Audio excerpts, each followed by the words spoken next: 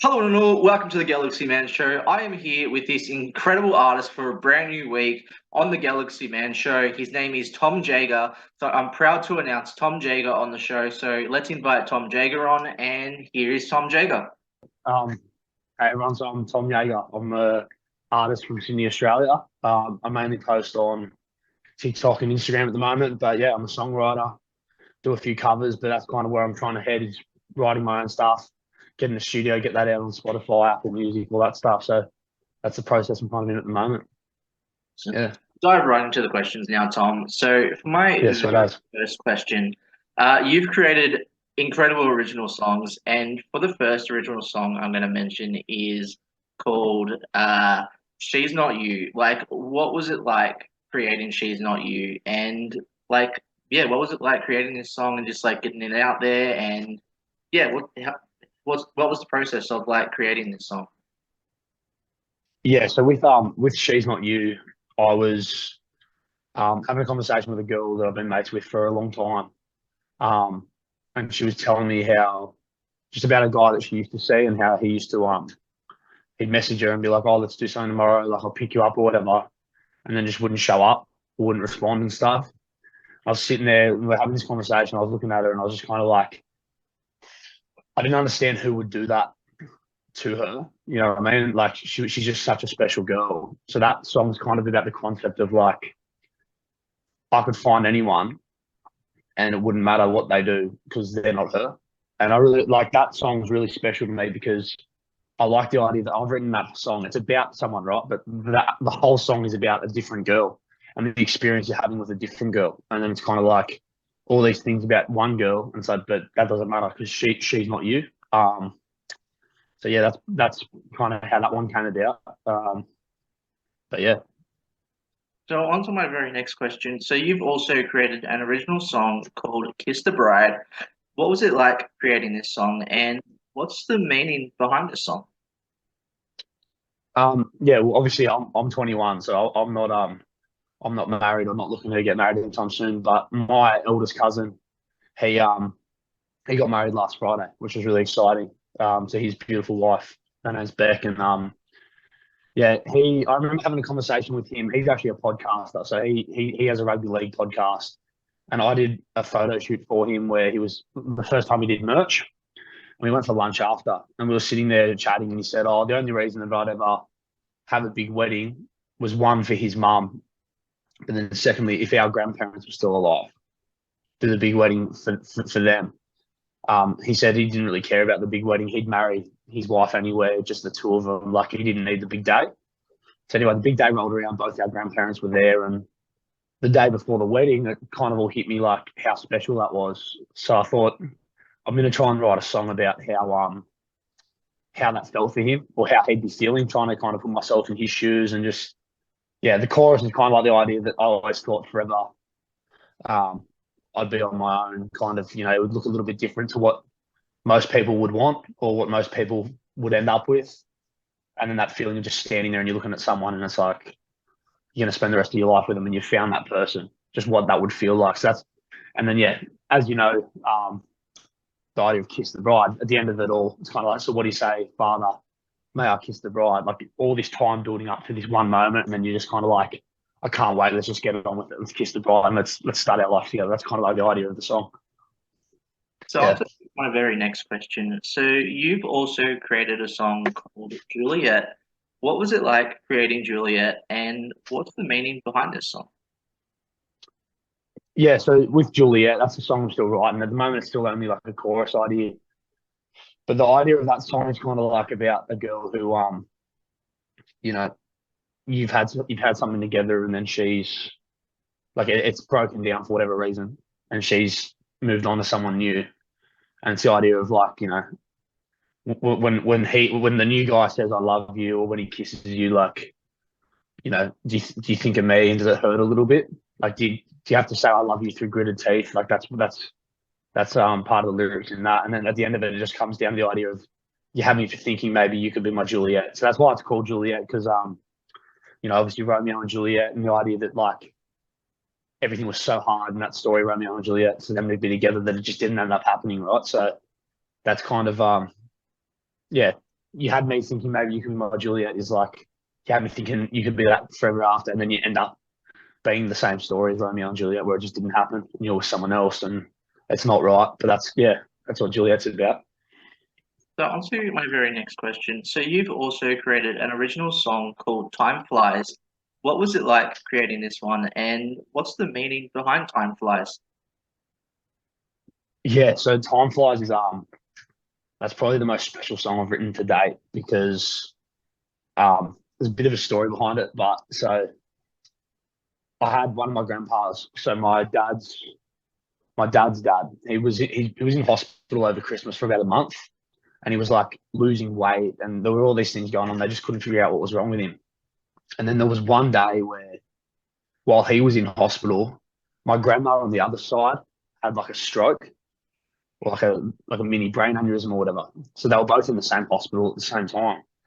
And my nan and pa on that side are like that, right? Like they're just inseparable. So me and my cousin went down to check on my grandpa that night while she was in hospital overnight. And as we walked in, they've got this beautiful old piano. It doesn't work, but it's a beautiful old piano. It's got all the photos of all our cousins and their kid. Like they've got four kids, which is like my mum and then her three brothers. But pretty much the whole family, there's just all these photos, right? And as I walked in, I just kind of looked at a few of the photos, which felt like, yesterday. And I was like, fuck, like that's been like 10 years or something, you know what I mean? So I had this line, when did the kids in the photos on the wall all grow up? I had this, it just popped into my head, that line. But I was like, that would be a really cool thing to write a song about. Anyway, a few weeks later, my other grandpa got diagnosed with a few different blood cancers. And I found out I was at work. One of my jobs is I work in a pub. So I was behind the bar at the pub and got a phone call from dad, and he let me know the news. So I went home from work once work was done. I sat on my brother's bed and it just came out. I just wrote this song, Time Flies, which is like, for me, when I sing it, I think about my grandpa, but it's about any moment in time that, it makes you think about how quickly the time goes. So weddings, when a baby takes their first steps, there's all these things I talk about in the song, in the choruses, and obviously losing someone you love, all these different things where it just kind of makes you stop for a second and realize, I guess, like how fragile life is. That's like the idea of the song. So on to my very next question. So you've also created an original song called Headstone. What was it like creating this one, and what's the meaning behind Headstone? With Headstone, when I wrote that, that's also about a girl where um, kind of always been stuck in the middle between wanting to try something and just being friends and leaving it. And it's always been kind of like, somewhere in the middle. And then you have moments. I wrote that when I was in a moment more leaning towards just wanting to risk everything and give it a chance, right? So the whole idea of the song is the main line is when you're there when I'm here writing about you, are you there thinking of me? I think that's what I sing. It's something along those lines. Um, and then the idea of headstone just comes from the bridge of that song, where the last line is like, "Let me love you till my name's on a headstone." So it's kind of like, yeah, the song's about this like kind of faint love and like trying to keep it to yourself, and you're not sure. And then as the song builds on, you just become more confident in how you feel, and you're just like, "No, let's just do it." That's what that song's about. Yeah, that's headstone. So on to my very next question. So what made you decide as a person and especially as an artist to get into singing in the first place? Um, I guess so. I started playing piano when I was like 4 or 5, and piano always felt, when you're learning at the start, at least for me anyway, um, always felt like a bit of a chore. And I got to a point where I was about 9 or 10, and I was really sick of piano, and I just, probably was very close to almost just leaving music at the door and just not doing it. You know what I mean? And then I was kind of like, maybe I'll try guitar. So my parents were like, "Yeah, so you've done 4 or 5 years of piano, you can do guitar." So I started playing guitar, and I started getting half decent and learning guitar, and everything I could play on guitar, I could then play on piano because of my experience with the piano. And I guess all the music that I like and that I listen to has lyrics. So when you're sitting there and you're playing, songs by like Ed Sheeran or James Arthur, it'd be a bit weird to just sit there and play the chords on their own or whatever. So you just start singing. And I guess somewhere along the way that just stumbled into songwriting as well. And yeah, there's not quite like I love singing other people's music, but there's no feeling quite like singing a song that you know that you've written and you've come up with, and especially when it's a song that means a lot to you, you know. So that's kind of how I stumbled across it, just through playing instruments and yeah, singing along to songs I was playing. So I'll just do my very next question. So what does performing music like mean to you? Like especially as an artist, like when you're performing in front of crowds, like what does it mean to you? Um, yeah, it's very special. Like whatever performing looks like. So we've had a couple of moments where we've performed at gigs and stuff where our friends have been there, and we had one a few weeks ago. One of my best mates that I write music with, his name's Will Baker. He put out his debut single about 5 6 weeks ago. It's called Lend, and we did like a single release party where we played a few of his songs, and we had all our friends there, and they were singing the lyrics back, and that was just a crazy feeling, you know, just to see like to be connecting with people that you've grown up with and see them singing songs like that. That like I've written a couple of songs with him, and it's very special. But even like I've started doing TikTok lives. I've got a lot of great people that jump on every single one, and they're listening, and they're asking. Like none of my songs are out yet on Spotify or anything, but I'll have people saying, "Oh, play Time Flies, play She's Not You," and that's just like a crazy feeling because it's like um, people actually wanting to hear you play your songs is just like it's mind blowing. Like it actually really is. Like um, when you play at a pub sometimes and people yell out, "Oh, play in excess or play Wonderwall or Fast Car," and that's great too, right? Like singing in front of people is awesome, but having people actually ask, like, "Can you play that song that you wrote?" is just like it's just another world experience. You know what I mean? Like it's awesome. So on to my very next question. So with like performing cover songs, like what is your all-time favorite cover song to perform and why? Um, am I allowed to say two? Is that Yeah, sweet? you can Can I say still go two. two? Yeah, Yeah, yeah. yeah, yeah, cool. So the first one would be Fast Car by Tracy Chapman. Um, that was the first song that I kind of put up on social media. It was just me and my mate Will that I was speaking about before, just playing in his bedroom, just playing Fast Car. It's how I got my first gig out of school as well. So that song will always be special to me, and it's a beautiful song to sing anyway. It's so simple, but it's just so nice to sing, and for some reason, every word just resonates with me. So I love Fast Car. The other one would be Chasing You, though, by Morgan Wallen. So that's a country song. He wrote that, I think, in 2015.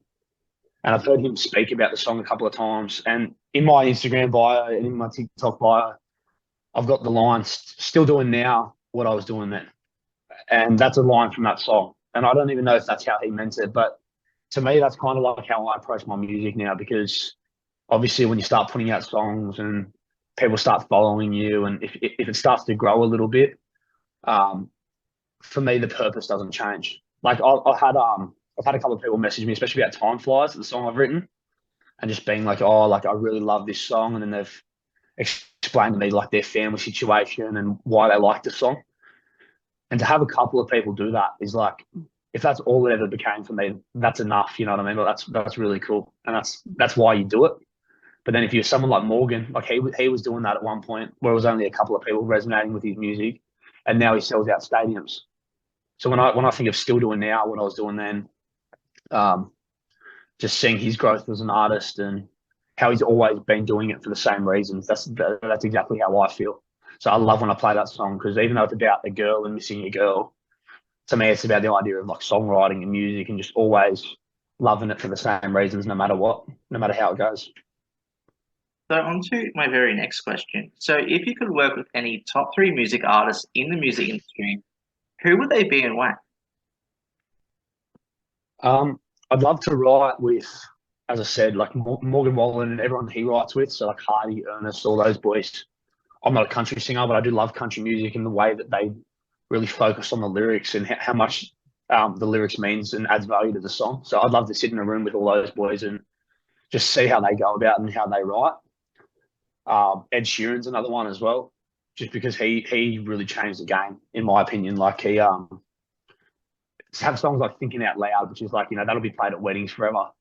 But then he's also got really upbeat ones like Shape of You, Don't Sing, songs like that. So to see how he goes about his writing would be really cool. And he does have a documentary called Songwriter where you can see how he goes about it. But to sit there with him, chat with him, and write would be unreal. So it'd be probably him, Morgan, and all the boys around Morgan that he plays and writes with. And then if I had to pick another one, probably someone like a James Arthur or a Khalid, someone who's just a little bit different, a little bit left of center, and is just so raw with their lyrics. And yeah, probably those three. That'd be my three. So on to my very next question. So if you could go anywhere on tour, take your music to any place, any country in the world, like where would you want to go to and why? Um, Probably, I don't know. Obviously, America would be pretty cool. Like doing like America and Canada, just because a lot of my favorite artists come out of there. Uh, but yeah, really, to be honest with you, anywhere. Like I've had people feel the hell the jump in my lives from up in North Queensland and around Australia, and even that would be really cool. You know what I mean? To go out and play in country areas in Australia and stuff like that. Yeah, I'm not that fussy when it comes to where I play. To ever get to a point where you're going somewhere that's not home, that's not your bedroom or around your local area and playing songs and people want to go and listen, yeah, it wouldn't really matter to me. But yeah, probably if I had to pick one, America, just because that's where all my favorite artists are from and the whole Nashville scene and stuff like that would be really cool to experience. But yeah.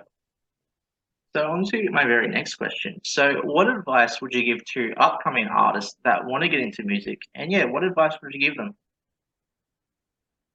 Um, well, if anyone is out there and they're like me and they're just kind of trying to start out and just write, like just, I think it's really important at every moment to just do what feels right and don't get caught up in, I guess, I've got a couple of guys that I've kind of chatted with and I'm in contact with who are artists that are like a lot bigger than I am at this stage in terms of their following.